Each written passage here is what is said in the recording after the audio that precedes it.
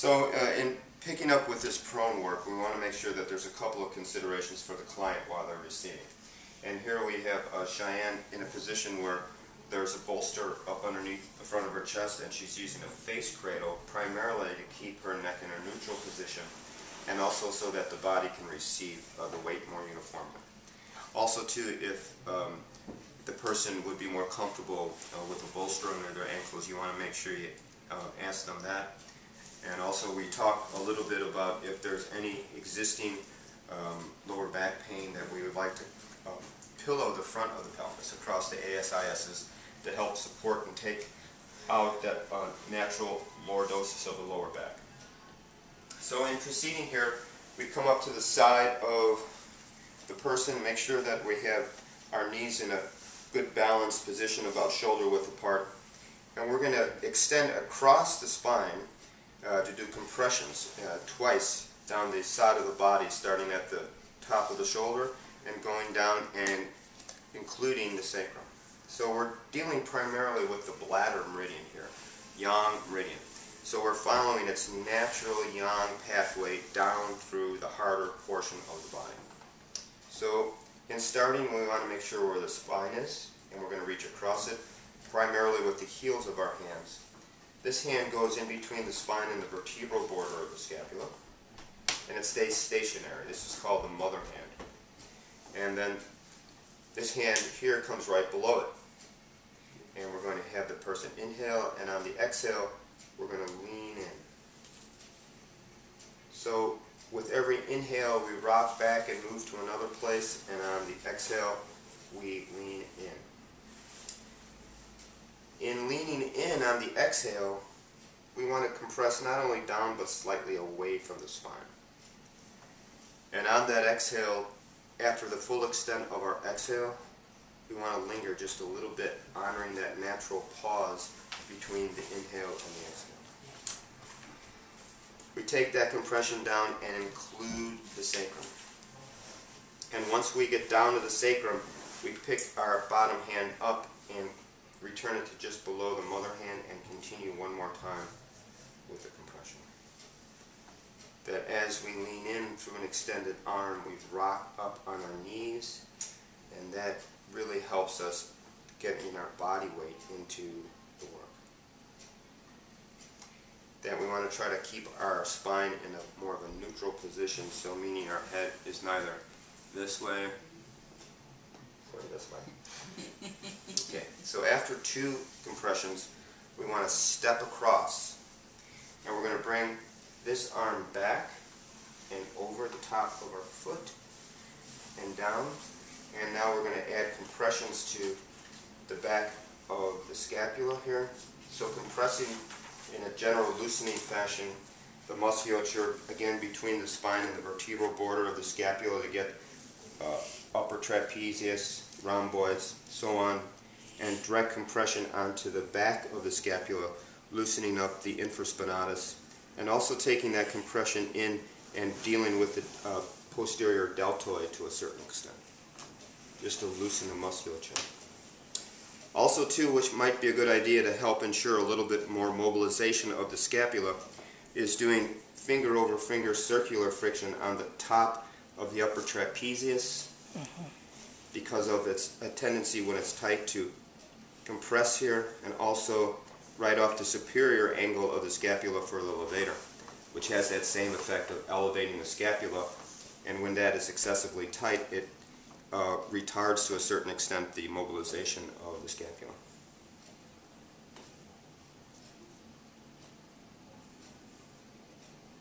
Okay. In the mobilization, our outside hand, we're going to use our fingers like a shelf to curl or cup the head of the humerus, and to mobilize through an extended arm, we're just going to lean right back. You'll notice that line. That's just me shifting my body weight back. And then we're going to add our fingertips right into the vertebral border of the scapula, starting just distal or below the superior angle. And we're going to mobilize that scapula right into our fingers. This has different functions. One of them is you're getting the attachment of rhomboid, But also you're starting to work a portion of the bladder meridian, the outer bladder meridian, which passes just on the inside of the vertebral border of the scapula. After fingertips, we're going to do the same mobilization using our thumb.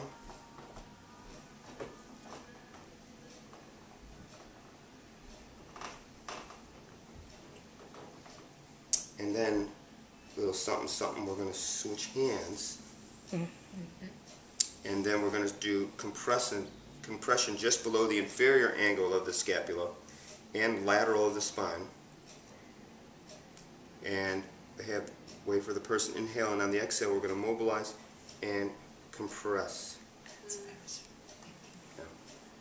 Oh, that's what you were thinking before. So this is like a twisting mobilization. It's quite lovely.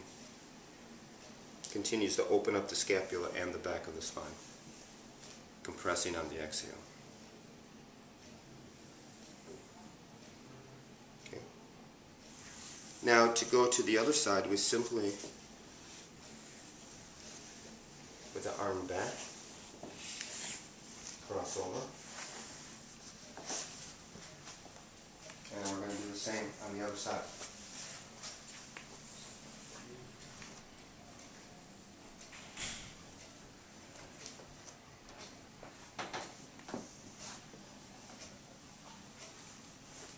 I'm just going to do this. If you have any questions of what I'm doing while I'm doing it, just feel free to ask. Please. I feel like there was some part where she wanted us to get real specific with the sacrum and the foramen and the... That's when we were on top. Yeah, that's more toward a little deeper into the session when we actually thumb the inner and outer bladder meridian. Okay.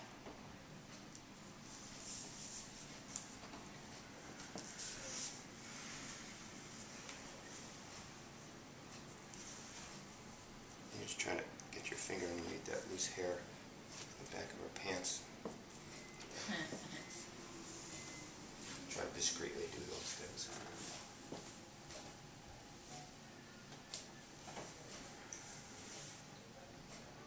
Compression down and away, like you're trying to, but actually creating space around the spine. So that's twice. Then you want to step across, back.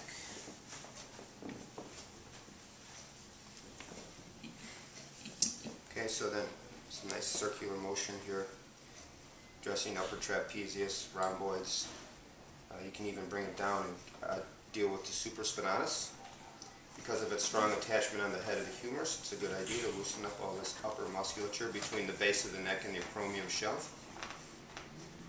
Some compression right on the back of the scapula, posterior deltoid.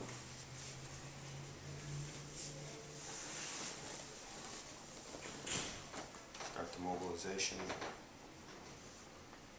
Placing the fingers just distal to the superior angle of the scapula. As I lean back, I'm exhaling. Bend your fingers like a 45 degrees? Yeah, pretty much as you. And I'm going right up against the vertebral border so that you're mobilizing right around the fingers. So your fingers go up underneath them.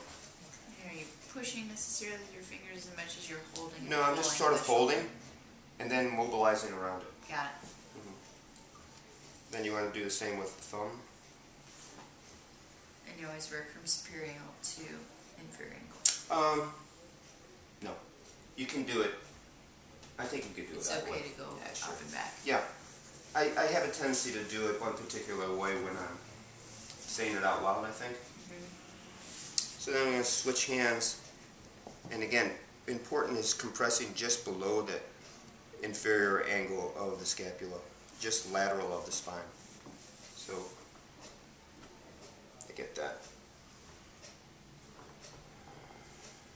And is that motion more just down, not as... No, it's down and away. Down and away as well. Okay.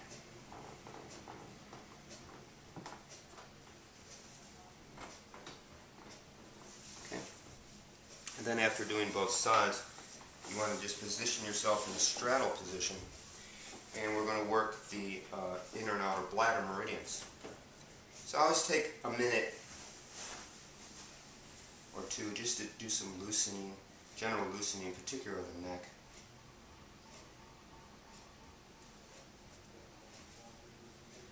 Slipping your thumb up underneath the occipital ridge is always quite tasty. Perhaps with a sense of compassion, treating the little pointy top on her head. Creating a little indentation so they can collect some energy in there. That's quite lovely. Now, before we do the inner and outer bladder meridian, I want to talk about a couple things. First, we'll just do some general compression. Yes, it's called the prayer hand, where you split your hand so that you can fit more readily in between these bony landmarks, which are the scapula and the spine. So here, so you're not pressing directly on the scapula. So you just compress down, like you're rocking your hands. And then when you get past the inferior angle of the scapula, you can change and compress this way. Or if this bugs your wrists too much, you can always do the flats of your fists, absolutely. I use that a lot when I'm doing massage, so I always get tired. Yeah, it's in a nice neutral position, your wrists. Whatever you choose, you want to take it down and include the sacrum. And what I generally do is once I engage the sacrum, I lean it back like this and hold it. Just allow the lower back to release a little bit. Feel good, Cheyenne? Like that, you stretch even the gluteus medius, no? Yes, you're stretching the upper fibers of gluteus medius because you're depressing the sacrum. But you're engaging the sacrum and pushing down and holding. Twisting. Okay. Now, we're going to talk about the inner and outer bladder meridian and its general location.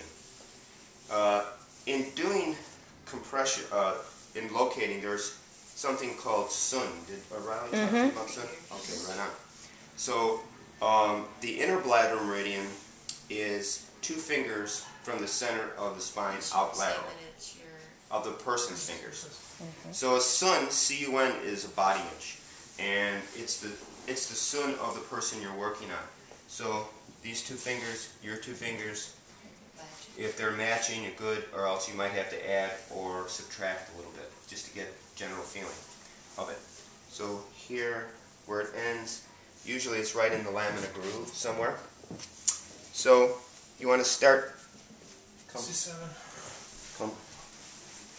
Yeah, right at C7. Okay. And you want to feel and come out laterally into the lamina groove and just sink in. Okay? Now, what I'm more concerned about is your intention and how you use your body. Okay? Just take a look at how my arms are. They're straight. My hands are open and relaxed. And my thumbs are straight. And you just lean in.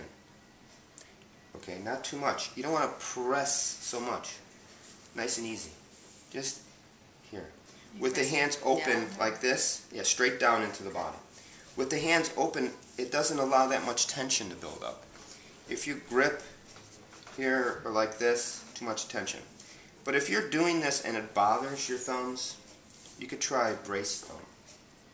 So there's only just the tip extending out and it's braced so you can just sink in this way. So if this bothers your thumbs for whatever reason, you can do brace thumb. Okay. And you want to take that down. This is all inner bladder meridian. And remember we said the inner bladder meridian is the one that has all the associated points. Yeah, and they are connected to all the organs in the body. So they're also used for diagnosis by feeling them, but also know just working the inner bladder meridian affects all the organs in the body. So now I'm right above the iliac crest, but the inner bladder meridian continues and zigzags right over the sacrum. And one of the landmarks you want to feel for are the 4 foramen or foveas that are in the sacrum on either side. So there's these 4 openings. And there's bladder points right in all four of them. Bladder 31, 32, 33, and 34, which is commonly used for a lower back and hip pain. So you want to let your thumbs feel for the foramen and then just sink right into them.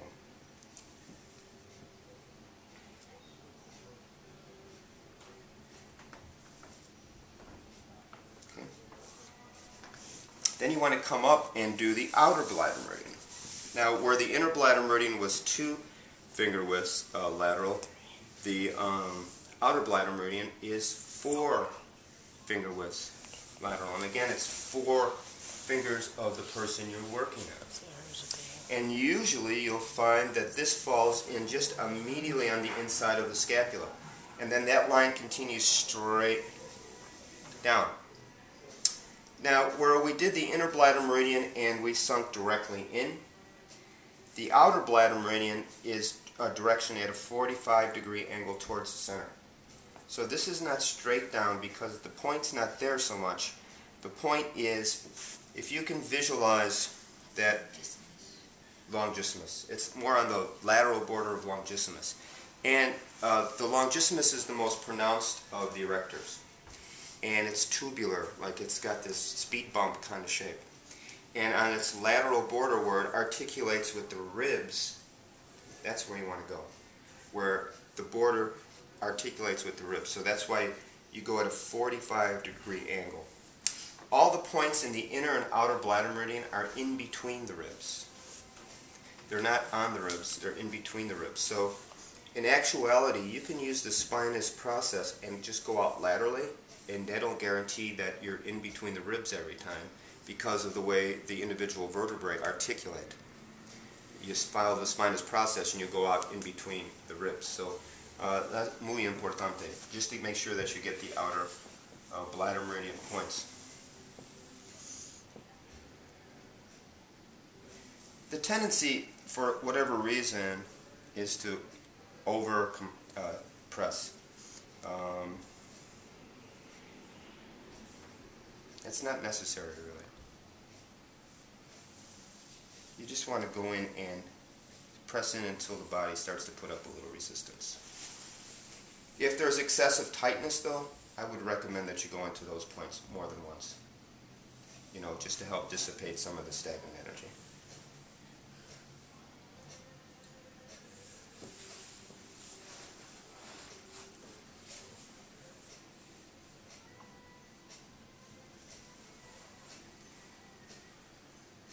Once you get past the floating ribs, this outer bladder meridian is customarily, again, used for lower back pain, big time. Because you're not only addressing that lateral border of longissimus, but you're starting to get some fascial connection of quadratus lumborum and multifidus also. So it's nice. And again, if you come into some area that gets your attention for whatever reason or not, I would recommend that you do it a couple of times. And we'll just take it down to the iliac crest, and we'll end this segment by just doing a little